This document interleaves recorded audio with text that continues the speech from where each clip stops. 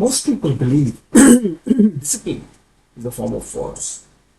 They imagine it as pushing harder, trying more, resisting temptation through effort. And when that effort fails, they conclude that something is wrong with them. But discipline is not willpower. Willpower is fragile.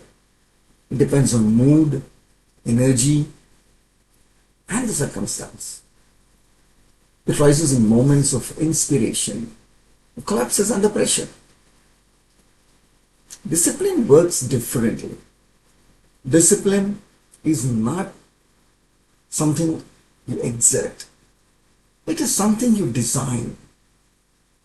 It lives in structure, not in strength, in environment, not in emotion.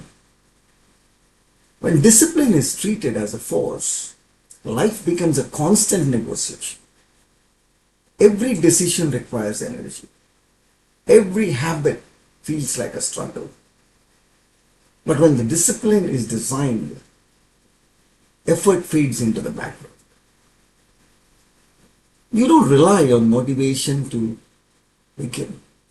You don't debate yourself each day. The path is already laid. That is why the most disciplined people often appear calm. They are not fighting themselves, they are cooperating with structure. Look closely at where discipline fails, and you will usually find one thing missing: clarity. Unclear priorities create friction. Unclear boundaries invite negotiation. Unclear systems demand willpower. Discipline collapses not because people are weak, but because they ask their mind to make the same hard choice again and again.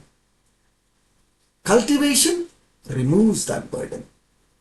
It shapes the conditions so the right action becomes the default, not the exception. That's why discipline deepens with time. Not because you become harsher, but because your systems become quieter. Less noise, fewer decisions, more alignment. Discipline is not about control. It is about designing a life that does not require constant self-control.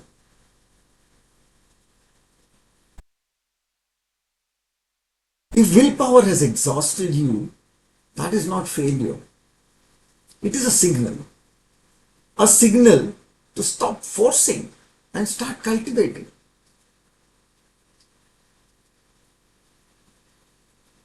This is the cultivate way.